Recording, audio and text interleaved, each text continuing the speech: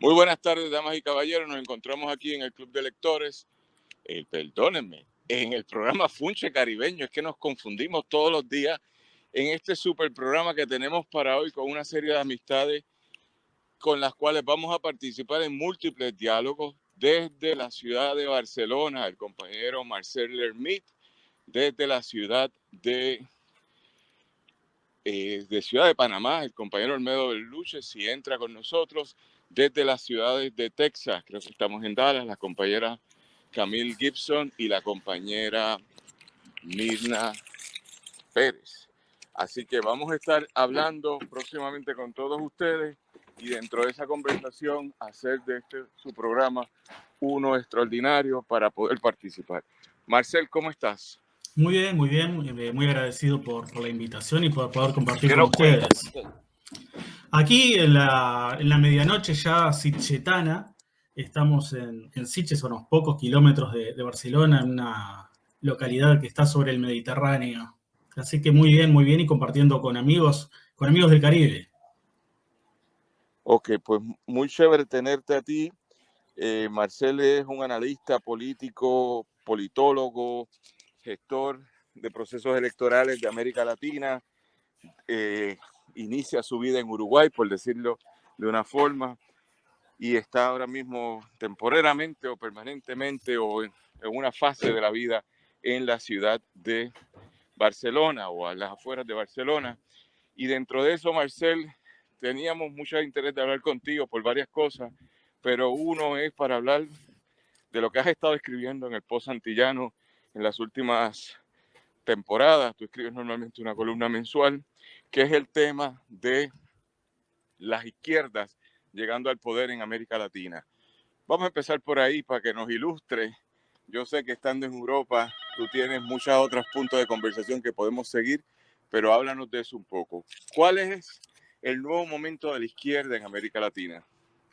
Antes que nada, una aclaración que es habitual. Yo no soy politólogo, soy licenciado en Ciencias de la Comunicación, pero es algo que habitualmente me dicen que soy politólogo. Pero aclarar que no, soy licenciado en Comunicación Pero en Puerto y Rico, perdóname, en Puerto magíster en Rico se Comunicación entiende más Política. fácil así.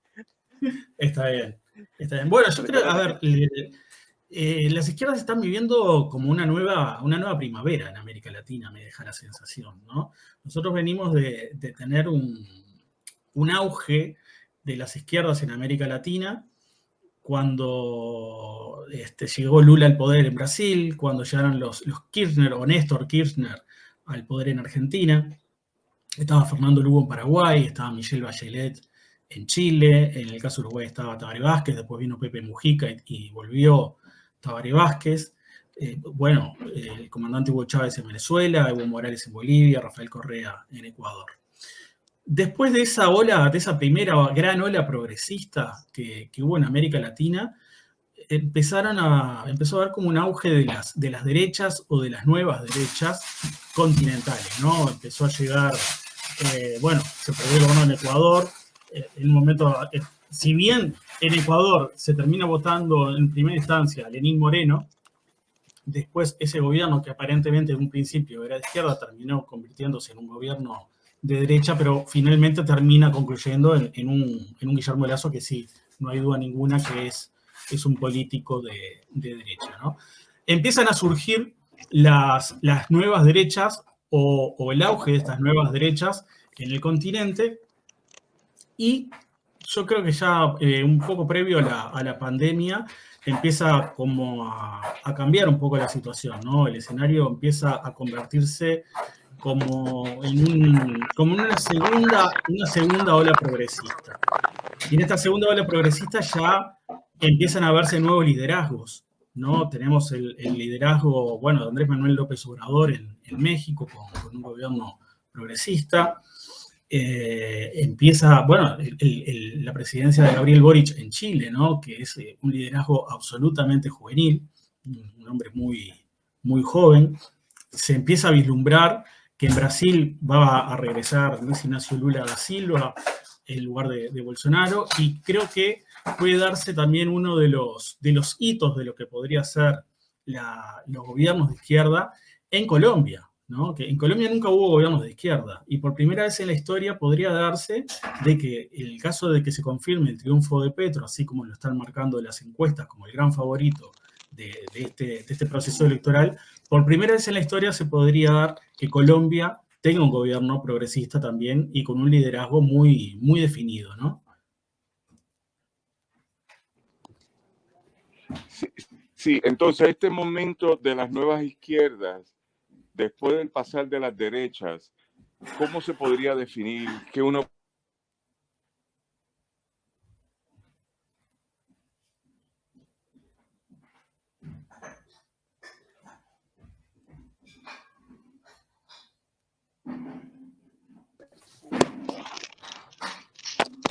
Sí, te estaba preguntando, Marcel, sobre Sí. este nuevo momento que llegan las izquierdas nuevamente al poder. ¿Qué se puede decir? ¿Es un momento de una temporada o viene con algún peso? Y es difícil de saberlo, ¿no? Yo creo que hay algunos temas o algunos hechos coyunturales que se han dado en la región de que hacen que haya un escenario propicio para gobiernos progresistas. Yo hablaría más de gobiernos progresistas que de izquierdas. El caso de la pandemia, por ejemplo, ha generado una situación de crisis a todo nivel en América Latina, ¿no? Sobre todo en todo lo vinculado al empleo, el problema de los trabajadores irregulares en América Latina, ha aumentado la pobreza.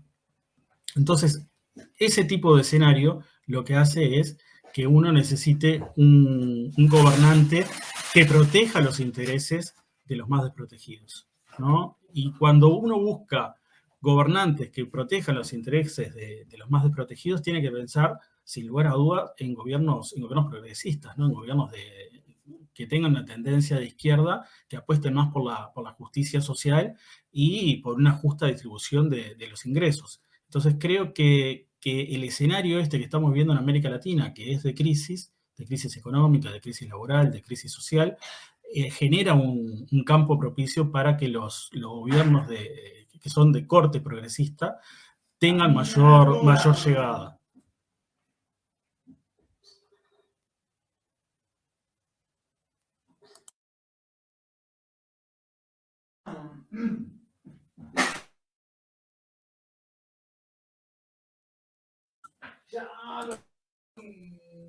Está silenciado y no te escucho, Daniel.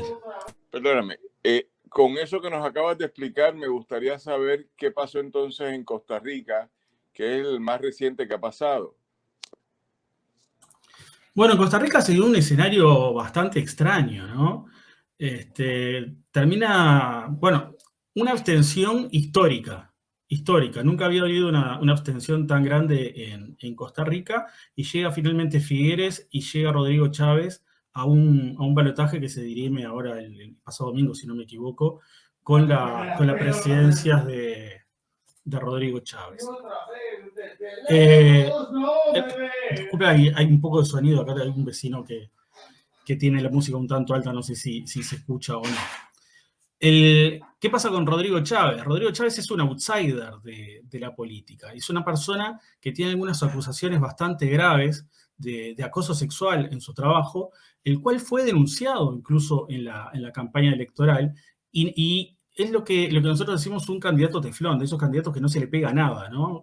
Un candidato de los nuevos populismos, ¿no? De los populistas de corte más conservador, en donde se tiran en contra del establishment político y le termina dando resultados, ¿no? Pero es una elección bastante con características muy particulares, realmente muy particulares desde el punto de vista que estoy planteando. Un outsider, una persona que no tenía un programa de gobierno claro y concreto, nadie sabe exactamente cuál va a ser el gobierno que va a llevar adelante Rodrigo Chávez. Hace algunos días conversaba con Gerardo Hernández Naranjo, el politólogo que es el encargado de la Escuela de Ciencia Política de Costa Rica, y justamente planteaba eso, que es realmente una incógnita qué va a pasar con esta administración, porque es un candidato que no ha presentado ideas claras, no ha presentado cuál va a ser sus principales políticas de gobierno, e incluso no es claro cuál va a ser su gabinete de gobierno. Entonces, realmente creo que es el fracaso de los partidos políticos y es también en gran medida el fracaso de la política, el triunfo de Rodrigo Chávez.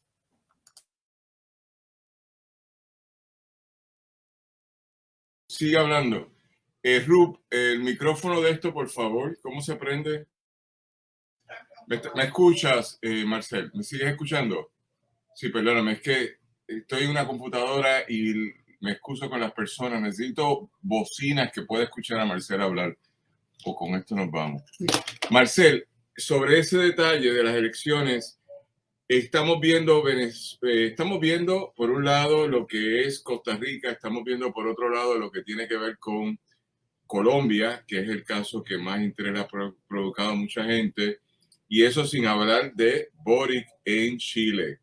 Así que dentro de esa consideración me alegraría que nos contaras cómo se marca esto, porque ya son varios, y entonces empiezan a marcar cosas que hemos estado conversando entre una vieja izquierda y una nueva izquierda que empieza a afectarnos de distintas formas los tratamientos.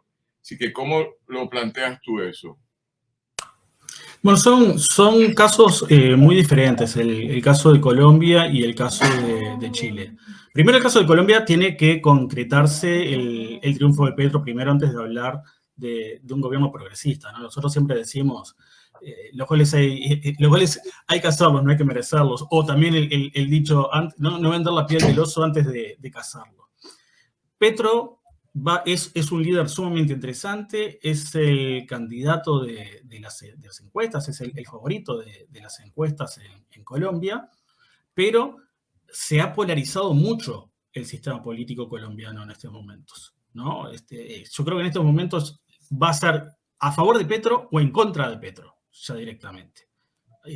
Había pasado en las elecciones pasadas, cuando ganó Iván Duque, de que se habían concentrado, se habían aliado todas las fuerzas conservadoras en detrimento de Petro para que Petro no ganara. Ahora va a ser un poco más difícil que eso suceda, pero sí puede llegar a suceder también.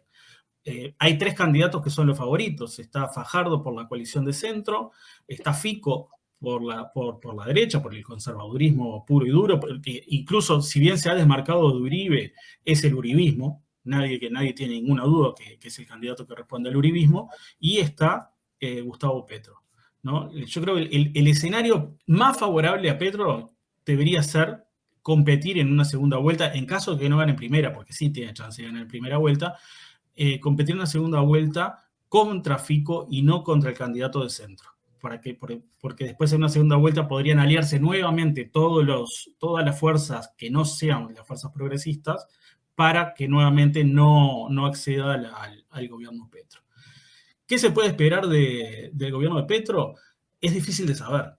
Sabemos que es un candidato que ha llevado adelante la Colombia humana, ¿no? Era un candidato, un político que tiene propuestas que están muy del lado de la justicia social, un candidato que apuesta a la paz, por más que le marcan que él viene del M19, un candidato en el cual le importa muchísimo los temas medioambientales, ¿no? Que los temas medioambientales son parte de la agenda de la nueva izquierda a nivel mundial, ¿no? En América Latina no es tan importante hasta el día de hoy los problemas medioambientales, por más que deberían serlo, porque evidentemente tenemos otras prioridades, que es el comer todos los días, el tener un trabajo, el vestirnos. Pero es un candidato ya de esta nueva ola progresista, con un liderazgo muy diferente a lo que eran los candidatos de la antigua ola progresista, o de la primera ola progresista, no hablar de antigua. En el caso de Boric, también, si nosotros escuchamos a Gabriel Boric hoy, tiene cosas que marcan diferencias con lo que eran los antiguos líderes de la izquierda continental, ¿no? Si nosotros miramos, por ejemplo, él tiene una visión crítica con respecto al tema de Nicaragua, la administración de Nicaragua. Lo ha explicitado. Ha sido crítico también de la administración de Maduro, ¿no? No tiene problemas en explicitarlo también. Entonces, es una izquierda, creo que más moderado, un progresismo mucho más moderado de los que estábamos acostumbrados a ver en América Latina, pero que tienen cosas de la nueva agenda. Por ejemplo, el tema de la paridad. El tema de la paridad para Gabriel Boric es muchísimo más importante de lo que era la paridad para los anteriores líderes de la primera ola progresista. Ninguno de los líderes de los presidentes de la primera ola progresista se puso a pensar en tener un gabinete paritario. No estaba dentro de sus agendas, seguramente por un tema etario. En el caso de Gabriel Boric, esos son temas que son sumamente importantes, ¿no? El darle también paso a gente más joven, ¿no? Eso es otro de los puntos que es también prioridad para Gabriel Boric. Después, los otros problemas que puede tener tanto Petro como Gabriel Boric están vinculados más que nada a la gobernabilidad, y sobre todo en el caso de Gabriel Boric. Uno tiene que pensar que está en estos momentos trabajando la Asamblea Constituyente en Chile. Y dentro de las cosas que está trabajando la Asamblea Constituyente chilena está el convertir el país en unicameral. En este momento Chile es bicameral, tienen una Cámara de Diputados y una Cámara de Senadores. Pero en septiembre, si no me equivoco, se votaría la nueva Constitución. En este momento Chile sigue trabajando o sigue viviendo con la Constitución de Pinochet, ¿no? Una Constitución hecha por un dictador, uno de los más sanguinarios y detestables dictadores que ha tenido nuestra América Latina. Bueno, en el año 1980, el 11 de septiembre de 1980, el 11 de septiembre parece una fecha emblemática para los chilenos de todo punto de vista, ¿no? El 11 de septiembre tienen un golpe de Estado y el 11 de septiembre Pinochet les aprueba la Constitución en el año 80. Se aprueba una Carta Magna que tiene visos absolutamente dictatoriales. Absolutamente dictatoriales. Entre las cosas que tiene Chile hasta el día, hasta recientemente, era que los gobiernos locales los elegía el presidente. No había votación para los gobiernos locales. Recién en esta última elección, el pueblo, el soberano, empieza a definir sus gobernantes locales. Pero a lo que quiero ir es, por ejemplo, el nuevo proyecto constitucional está prometiendo o promoviendo un sistema unicameral. Y en este momento hay un sistema bicameral en Chile. Y si se aprueba este sistema unicameral en septiembre, no se sabe ni siquiera qué pasaría con la gobernabilidad, ¿no? Porque tanto diputados y senadores, si no se aprueba una ley que los reglamente, estarían como fuera de concurso. Habría que elegir nuevos legisladores en forma inmediata para ver quiénes son los que ocupan el sistema unicameral. Entonces, la gobernabilidad no es tan sencilla para ellos. Ok. Bueno, gracias, Marcel, por esta nota introductoria hoy en el programa Funche Caribeño, que estamos multicultural, multicontinental, grandes océanos. Así que estamos con Marcel Lermit, compañero uruguayo, residente en esta etapa en Barcelona, dedicado, es difícil explicarlo entonces, dedicado a lo que es el quehacer político en América Latina, porque es consultor de procesos electorales tan cercanos aquí como la hermana República Dominicana, y un compañero columnista ya de hace varios años con nosotros en el Post Antillano. Nos encontramos en Funche Caribeño hoy, como todas las semanas, los viernes, transmitiendo desde San Juan de Puerto Rico a través de la plataforma del Post Antillano, en este momento llegando a 32,000 personas gratuitamente para que usted lo pueda ver, y transmitiendo de forma simultánea por Radio Raíces en San Sebastián. En los controles en San Juan, Adrián Ciaga Pérez. En los controles en San Sebastián, el compañero Robertito Rivera. En la producción general, Víctor Rivera. Me confundo con los primeros nombres. Rivera Pastrana, saludos, Víctor. Y saludos, Adrián, también. En la producción general, Alejandra Ortiz Raiza, y en la mentoría general el maestro Ramón Edwin Colón Prats, quien es el más caracachimbo, como diríamos en Puerto Rico, de Radio Raíces. Este programa tenemos varios invitados, pero nos acompañan ahora las compañeras Mirna Cintrón. Hola Mirna, ¿cómo estás? Y la compañera Camille Gibson. Hola Camille, how are you doing?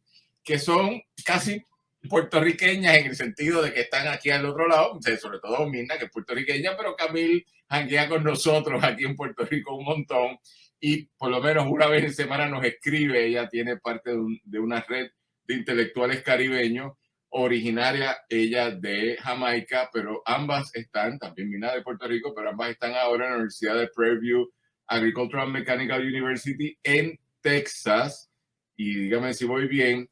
y hemos estado antes en programa, así que este segmento vamos a hablar un rato con ella y después volvemos, compañero Marcel, porque ellas son criminólogas y entonces hay cosas bien interesantes que podemos hablar desde la experiencia tuya en Barcelona, que ellas pueden manejar, que es la música urbana contestataria a la corona británica y los compañeros que están presos en este momento. Pero también hay un tema que me gustaría juntar, que es el tema de la guerra de Ucrania, para escuchar otra perspectiva. La de Marcel, que se encuentra por allá, y la de Camille y de Mirna, que se encuentran por acá y tienen otras impresiones.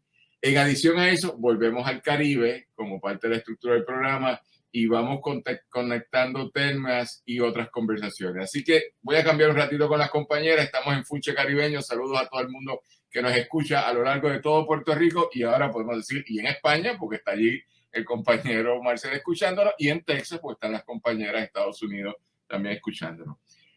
Camille y Mirna, ¿cómo están los problemas sociales en este año tan complicado del 2022, donde hay guerra, donde hay unas contradicciones en la comunidad internacional de ley y orden, por decir algo, del mundo que dirige Estados Unidos a través de la OTAN, y uno puede tener diferencias irreconciliables, pero también ve una crisis ahí, en un mundo que se ha convertido muy multipolar, no unipolar ni bipolar, multipolar, y donde eso reduce, por decir algo, la frontera Texas con México, si se dejan pasar más migrantes o no, por decir algo.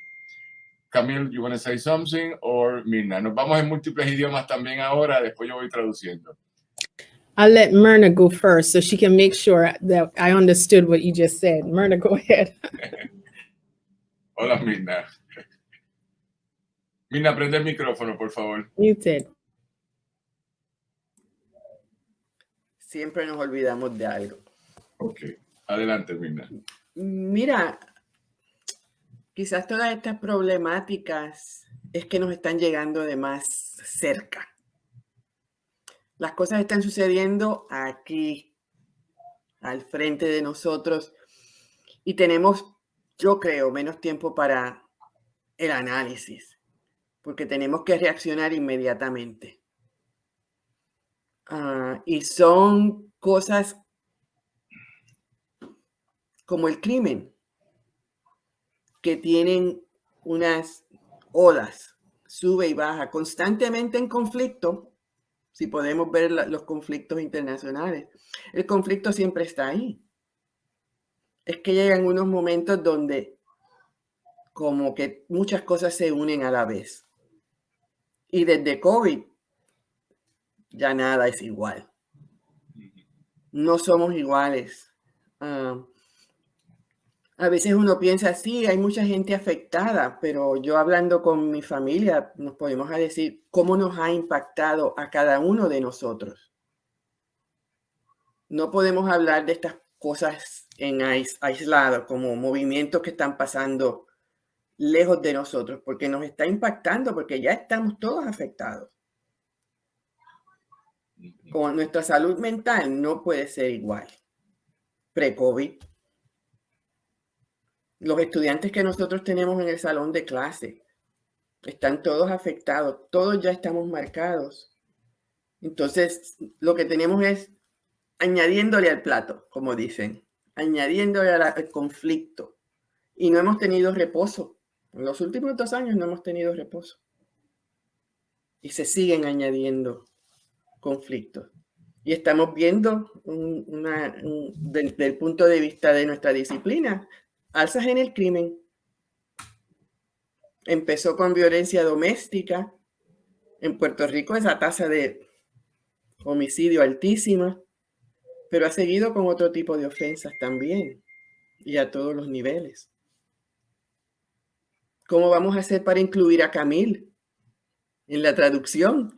No, es que Camille, óyete esto, Marcel, Camille me escribe ayer. Cada vez que Camille viene a este programa se va la luz en Puerto Rico. Y hoy que estamos transmitiendo, pues mire, estoy en una cómoda biblioteca extraordinaria de la casa de mi hermana, que de mis seres queridos es la única que tiene luz eléctrica. Porque en Puerto Rico llevamos ya hoy, son 48 horas sin tener luz en toda la isla, en todo el territorio. Se fue ayer 100%. Progresivamente han venido, ahora debemos estar como un 40% de lo que se llama la clientela. Pero es terrible, porque la universidad está suspendida, y mi doble trabajo como abogado también está suspendido todo, y de repente uno empieza a ver las clases sociales entre los que tienen plantas eléctricas industriales, que es el gran capital, capitales intermedios, y los otros, los que tenemos las plantitas chiquitas ahí para cargar la batería, esto y lo otro del celular, pero realmente es muy desigual. Y con eso, Camille, ayer, que la otra vez que hicimos el programa también no había habido luz, Camille me dice, how do you manage the consent agreed? Y ese concepto, Camille, te va a parecer una tontería, pero yo le di la vuelta y hoy con mi colectivo de trabajo estuvimos analizando y decía, ella inventó un término que si lo traduzco es como consentimiento participativo. Puerto Rico tiene un consentimiento participativo al maltrato. De eso es lo que nos estaba hablando Camille. We Puerto Rican, we have a consent agreed to be badly treated by the government or the private sector. It seems to us that we are in this kind of schizophrenic, to say something, logic that we like to be maltreated. So I would like you to explore that, because Mirna has been stating that after la pandemia in the last 2 years by now, everything has changed. Mentally and physically, we are tired. And now social problems are beginning to explode, to say something. But in Puerto Rico, we are happy. We haven't done anything, and for 48 hours, we don't have electricity or power supply in Puerto Rico. And we are just having a nice radio program, and everyone is happy. So just let me know what you think. Para la gente que nos está escuchando, Okay. Camille Dixon, All right. de la Universidad de Prairie View Agricultural and Mechanical University en Texas, y ella ayer en una conversación privada me dice el consentimiento voluntario del pueblo de Puerto Rico, porque ya nos explicó en otro programa hace unos meses atrás que en Jamaica le hubieran pegado fuego a la casa del primer ministro, del mal humor que tendría la gente si no tiene luz eléctrica, y en Puerto Rico pues estamos aquí como en la pachanga. Háblanos, Camille. Okay. Yes. So as I mentioned the last time, Puerto Rico, your future's in your hands. It's time to make noise. You are part of the United States. Last week, Tarleton University, which is one of our sister or brother institutions in the A&M system, they had a consent decree conference that was excellent with federal judges and a number of criminal justice and law enforcement chiefs and superintendents and commissioners, etc. And that's where I really heard about the consent decree in Puerto Rico. That Puerto Rico has the second largest police department, second to New York City. And you've been under a consent decree to reform based on a lot of problems. And I learned about the problems I didn't know. And that from 1994, the juvenile justice system was under a consent decree. And you went from 1,000 juveniles now to about 100 juveniles in terms of facilities. But the 100 juveniles, you had about a quarter of them in the past couple of years attempt suicide or have really serious mental health problems or hurting themselves. So for those who are in the system, it's still a problem. I'm not understanding why people who are a part of the Americas, called a part of North America, called the Commonwealth, that you're without electricity. I heard days ago that you had this massive blackout, and apparently it's still going on. And the last time we spoke, months ago, you were dealing with a blackout. And I'm saying, Puerto Ricans, it's time to say no more. I hear what you're saying, that people are tired, it's become a way of life and all of this, but you just have to decide that this is enough and make noise about it. And no, I'm not in Puerto Rico. I've wanted to get to Puerto Rico. I read a lot about Puerto Rico sometimes. I haven't been there, but hearing about the problems was interesting. Judge Gelpi, who's involved with the consent decree, was there, and Francisco Bosca, another judge involved, was there. And he mentioned that, it's hard to get some traction because you don't have the infrastructure, you don't have the technology, you don't have the staff, because you keep losing police officers because they're hardly paid anything. So the basic infrastructure isn't there to quickly or, with acceptable speed, even fix law enforcement and the justice system like it should be. This under-resourced situation, Puerto Rico, it's in your hands.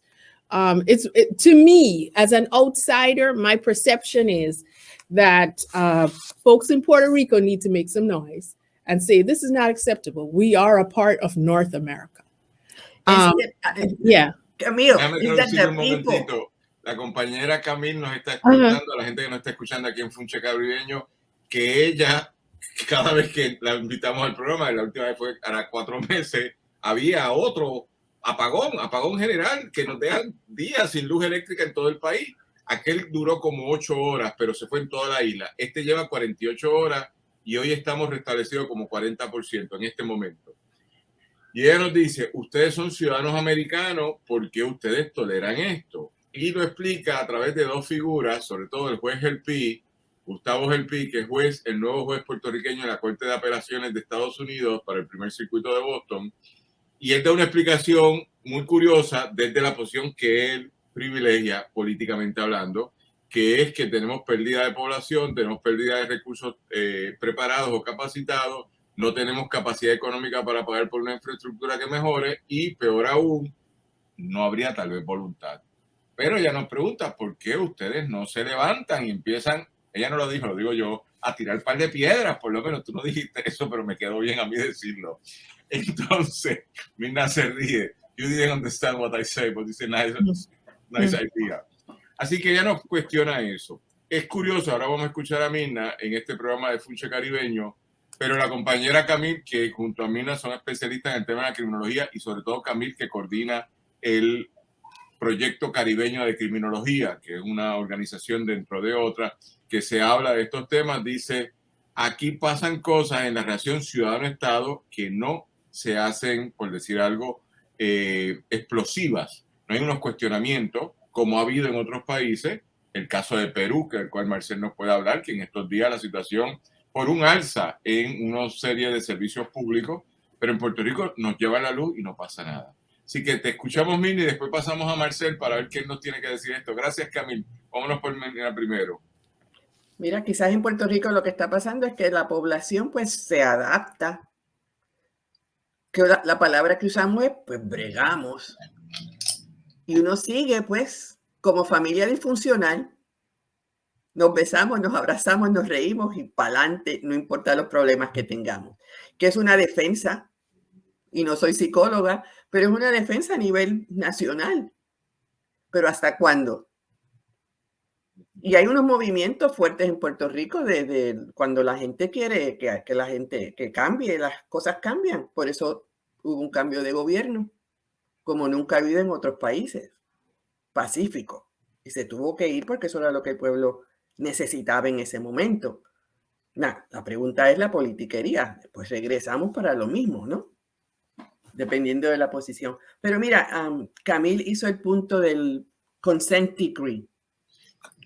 ¿Puedes escribirme ese concepto en el chat, Camille, para verlo? Porque es que a lo mejor no lo entendí. Can you please write down consent decree? Decree. Okay. Consent decree en español creo que es, y tú lo trataste también de definir, es un acuerdo de consentimiento mutuo. Okay. ¿Cuáles son las partes? El gobierno federal y la agencia. En este caso, Camille mencionó el sistema de justicia juvenil o corrección en Puerto Rico, pero también existe otro acuerdo mutuo con el gobierno federal y el Departamento de Policía en Puerto Rico. Y estos acuerdos de consentimiento mutuo vienen o se establecen a razón de unos problemas crasos en las agencias de gobierno. Agencia de gobierno, como ya mencioné, el sistema de justicia juvenil, la policía, pero también existen acuerdos de consentimiento mutuo con departamentos de educación. Y lo que todas estas agencias han tenido en común es que hay unos problemas de violaciones de derechos civiles. Y ha habido un caso legal que se ha movido desde los niveles más bajos en el sistema de justicia hasta el más superior, y donde se han encontrado que sí han habido violaciones de derechos, tales como violaciones de derechos raciales, de sexo, o en caso de la policía, violaciones de derechos civiles. La policía en Puerto Rico comenzó el consent decree a razón de unas querellas y casos donde la policía estaba violando los derechos de las personas que estaban protestando en las calles y donde usaron fuerza excesiva. Se llevó el caso a la corte y se encontró de que sí, hubo violaciones. Al resultado de eso, se establece unos procedimientos federales para mejorar la fuerza policial en Puerto Rico. Ahora, el plan de progreso es a largo plazo. No creo que tiene una fecha de expiración. Lo que descubrí esta semana es que en Puerto Rico han hecho 5 reportes oficiales y han entrevistado a ciudadanos, a profesionales, han hecho sondeos, han hecho encuestas, han entrevistado policías y han identificado las áreas de problema dentro de la policía.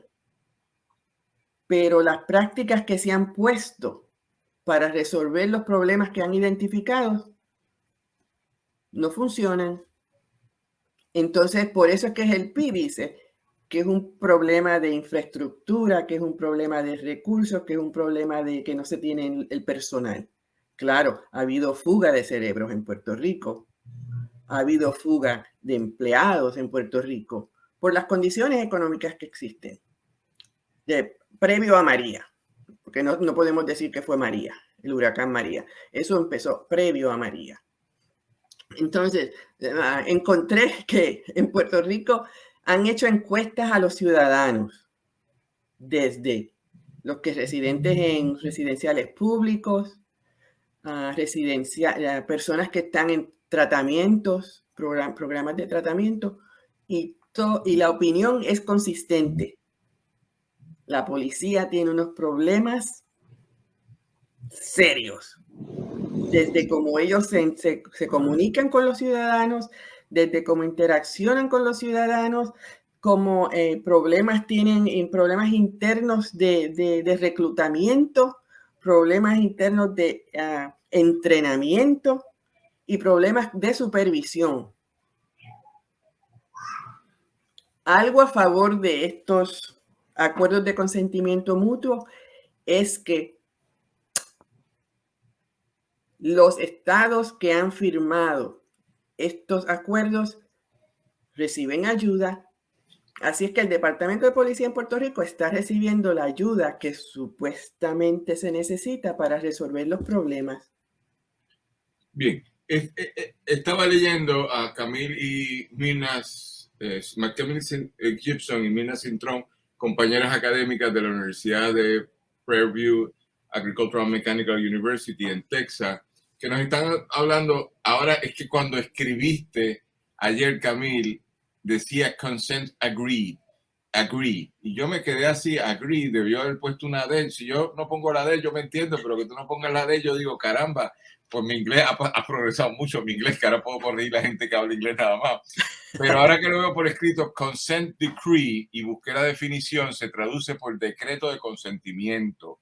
Es una definición distinta, Mirna, y es una modalidad que se funda en la ciudad de Detroit en el 2003, por lo que estoy leyendo, entre la policía y el Departamento de Justicia Federal para dar unas autorizaciones. Ese modelo es nuevo para nosotros y yo presumo que el PI lo habla, pero en los circuitos que yo me muevo, mi doctorado en parte en criminología, pues no lo he escuchado, pero no hay problema. La importancia es que lo estamos discutiendo aquí en el programa hoy de Funche Caribeño y la gente está escuchando tanto en San Juan como en San Sebastián, y dentro de eso empezar a ver cómo esto se traduce. La conversación, que es lo que está trayendo Mirna ahora, es muy complicada o es muy problemática, sobre todo dependiendo de lo que es lo político del país. Así que una cosa es lo que dice el juez Helpi, que es baloncelista como yo, nos vemos en los juegos de baloncesto y me cae bien por eso, porque le gusta mucho el baloncesto de Puerto Rico, y no puede hablar con él, nunca tiene guardaespaldas ni nada, y es un tipo chévere. Pero por otro lado es la ideología de país, de proyecto de país. Y yo participé en la reforma policíaca. Camilo, I was part of the police reform of 2013, 2011 to 2013, and I was in the training process of the new police for a more democratic mentality, to say something. Y lo hicimos, y eso tuvo algún efecto, que es controlar mejor la policía, pero en una sociedad complicada, donde hay dos policías, la federal de Estados Unidos y la puertorriqueña, y hay distintas idiosincrasias del ejercicio policíaco, y por otro lado hay una población en reducción, en contracción, pero hay patrones de comportamientos que se sostienen. Y aunque las tasas bajan en relación a la población, pues por ejemplo Puerto Rico es un país muy proclive a asesinato, o sea, es una cuestión que es una locura. Eso nos ha afectado con mejor policía o peor policía. Sigue estando ahí. Lo que pasa es que si se reduce la población, también se reducen, pero se sigue marcando como está. Esta conversación, y que quiero traerlo al consent decree como lo había entendido y ahora cualificado, porque ahora tiene otro significado, que era la posición de Camille cuando me decía por qué la gente no se tira a la calle. Y le pedimos a Marcel que nos hable un poco de Perú, porque una cosa es la emergencia de las izquierdas viejas y nuevas ahora en América Latina, donde Perú es uno, con una izquierda alternativa de sui generis del presidente Pedro Castillo, pero inserto en unos problemas de seguridad, porque han sacado a la policía y al ejército ahora mismo en Perú, y creo que hay 2.300.000 kilómetros de carretera en estado de sitio. Ellos han prohibido que usted salga a las carreteras porque las protestas estaban en las carreteras. No sé, Marcel, si quieres traernos algo de eso. Sí, hay que entender bien el proceso peruano también, ¿no? Es un proceso a través del cual Castillo llegó a la presidencia con un apoyo bastante reducido, ¿no? La primera vuelta de las elecciones de Perú, ninguno de los candidatos llegó al 20% ni siquiera. Y Pedro Castillo era un candidato absolutamente desconocido para todo el mundo. Se sabía que era un maestro que no era de Lima y poco más.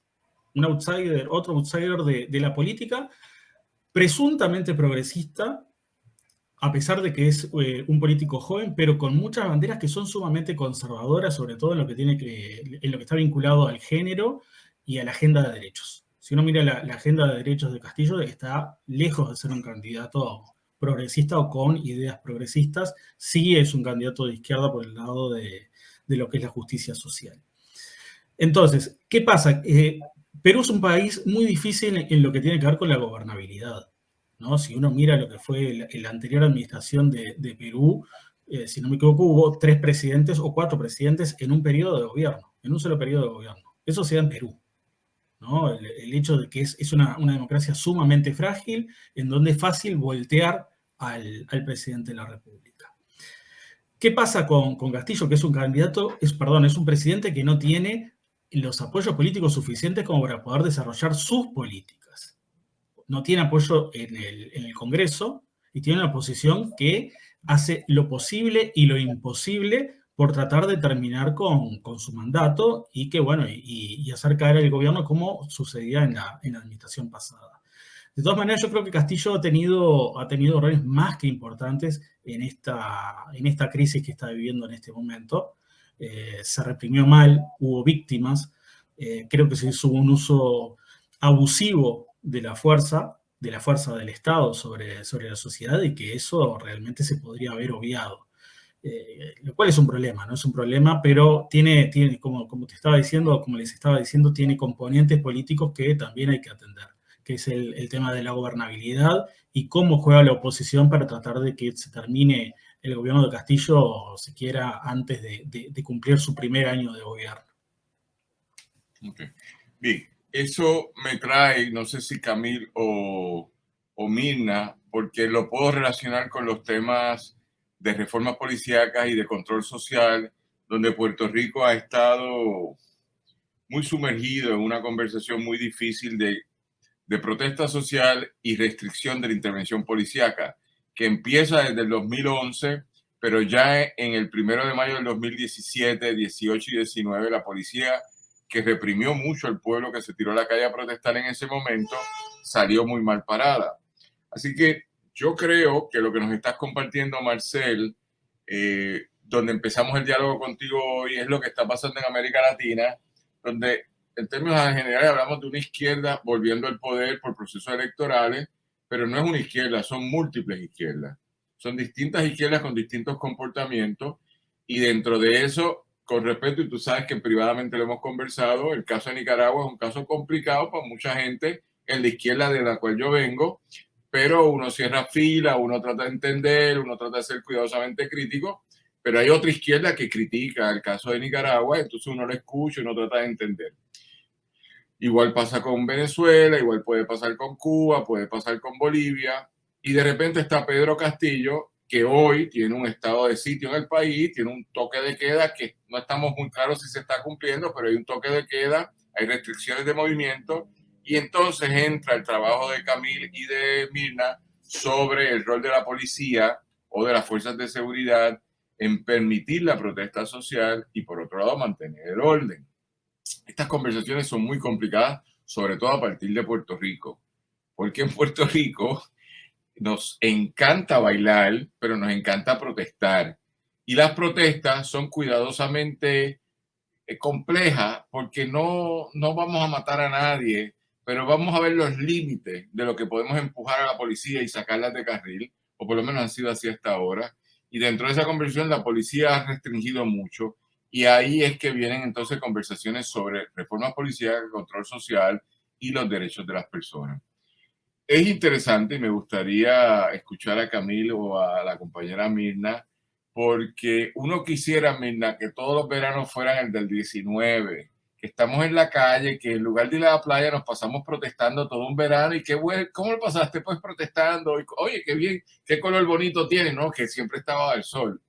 Pero el problema es que 2 años después o 3 años, a los mismos que sacamos siguen en el poder. No sé si ese detalle es decir, tumbamos al presidente del partido, pero lo sustituyó otra presidenta de partido o otra designada, y ahora el presidente del mismo partido, otro más, sigue en el poder, y nosotros, o sea, llevamos 48 horas sin luz eléctrica, y la democracia yo no quiero que sea así. Así que relación entre procesos de Consent Decree, que es restablecer un orden informado entre, en el caso de Estados Unidos, el gobierno central de Washington y la de los estados o las entidades municipales o locales, y por otro lado, aspirar a una vida democrática, a una mejor calidad de vida. Así que, Camil, all around, when you say we have a very rough time in Puerto Rico, we don't do nothing or we do little, what would you suggest to improve our quality of democratic life or way of experiencing a better democratic life in Puerto Rico? Like I said last time, make noise. Make noise. Folks in the states, in the various other states, I would think would join. Okay, so what I mentioned last time was a lot of people on the mainland, they don't know that you're going without electricity. I heard it. It was a quick thing on the news. But I would suggest making noise. And folks, I believe that people in America will see that this is just disparate and it's not okay. And that folks would join you in saying, hey, treat us like a state. Make us a state. And once you become a state, there's the choice to become a state or to become independent.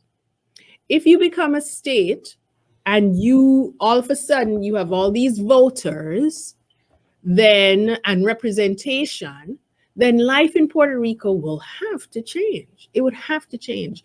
And I think that if folks are vocal about the situation, major news broadcasts aren't bringing the stories. But I think that if people just are vocal and make sure that people know what's going on, then folks elsewhere, I think, will join and say, hey, how come these folks get treated differently? Now, let's not ignore that there's a big race element here. There are folks who are going to fight it. Right now, the talk in Texas is that amongst conservatives is that liberals have an open border because they want people to come in and turn the state blue. So there's that kind of talk with Texas, right? And I'm not for open borders. I think we should have immigration laws and policies and follow some procedure. I'm not for people just walking in. That's me personally. That's not my position. I think there should be a process that's effective, that works, and that treats people like human beings, not separating kids from their parents. That's crazy. Putting people in cages and all this crazy stuff. No, I think we should have a process that works. And a few years ago, immigration was a big talk. Now nobody's talking about it. Other news have killed the headlines. But going back to my point, I think that if what's going on in Puerto Rico is known by people on the mainland, I really believe that people on the mainland will say, hey, this is a part of America. Why is it so very different? So I think folks in Puerto Rico should make noise and should force networks to speak. There's a large Puerto Rican population in New York City. People just need to utilize the media. The base of the media is New York City, right? The major news networks are there. So, and there's a large Puerto Rican population that has always been there. And you have certain Puerto Rican celebrities who are in the New York City area. I think there needs to be some discussion and some use of the media so that people know what's going on. If New York City had this blockout stuff that you're dealing with, it certainly would be big news and it would not be acceptable. So why is it acceptable in Puerto Rico? It's not. But I think making noise. I would encourage people in Puerto Rico to connect with the folks in New York City, get on the major networks and make noise. Make noise. And yes, the media is political. We've long suspected that there's, different networks have their political agendas according to the parties that they seem to be aligned with. I know. But if you have a whole bunch of people in the streets, kind of like during the George Floyd situation, you can work some media attention. So I would suggest working with the Puerto Ricans in New York City. Shut down the streets. That's what I'm saying. That's the radical in me talking. I think something needs to happen. Ok, Camille desde Texas nos dice, ustedes tienen dos opciones, la intención de la anexión total o la independencia, pero en lo que deciden eso, hagan ruido, vincúlense a los otros sectores de la comunidad puertorriqueña en Estados Unidos y fuercen a sus gobernantes, sobre todo a Washington, a que les den otra calidad de vida. Eso es sumamente problemático, pero te escuchamos, porque aquí se traduce distinto lo que tú estás diciendo en opciones políticas, pero también en algo distinto. El concepto de ciudadanía, ahora yo estoy tomando una posición para que lo entiendan, el concepto de ciudadanía no es un acto de Dios, es un acto militar de imposición y dentro de ese acto militar, pues entonces uno tiene siempre múltiples opciones, pero una es la que me impusiste, ser ciudadano, y la otra es la que yo recibo, soy tu ciudadano y ¿qué hacemos ahora? Así que en ese largo dilema, lo que coincido contigo, Camille, es que la calidad de vida mía en Puerto Rico hoy cada día va más en precario. Mi calidad de vida cada día va más en precario. Porque no puede ser que hoy yo con el equipo de trabajo del Pozo Antillano hayamos estado todo el día en un restaurante popular que tenía electricidad y que ahí estábamos montando un periódico porque no lo podemos hacer en nuestra oficina. En otro dilema, si compro una planta eléctrica, me privatizo y me olvido del Estado. Por lo tanto, me da igual si el Estado se cayó. Lo que yo quiero es mi beneficio. Y esa no es mi posición. Mi posición es que haya electricidad buena para todo el país. Así que estos debates van marcándonos mucho en este país y en lo que resolvemos el estatus, Camille, en el día que lo resolvamos, pues ¿qué vamos a hacer con nosotros? Yo creo que el debate hoy, que hubo una protesta interesante frente a la oficina de la privatizadora de electricidad, pues por lo menos empezó a pasar algo y que la gente se tira a la calle para exigir. En una hora llevamos 48 horas sin luz eléctrica y no puede ser. ¿Sí? Bien, nos quedan unos minutos, así que Mirna, ¿tú quieres decir algo? Mira, hasta la pregunta, ¿hasta cuándo el pueblo va a aguantar todo esto? Y tú lo mencionaste, o sea, esto no solo son una condición política, es que está afectando la calidad de vida de todos los puertorriqueños. Y la calidad de vida se transforma en años de vida para la población total. Y eso a mí me preocupa.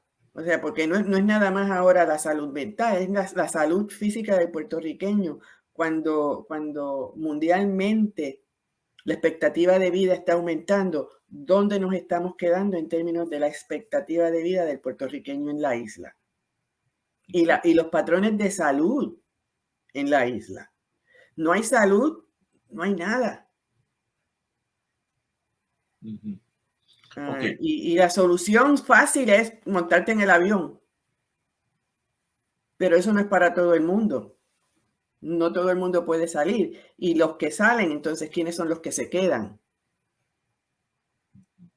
Y todos esos problemas eternos que se triplican con los que quedan. Okay. Bien, eso nos pone en la pregunta para que nos traen Camil y la compañera Mirna. What should we do? Because the quality of life is deteriorating per day. Every day is not a better quality of life. That's true. That's a fact. I can agree on that. And I'm still here.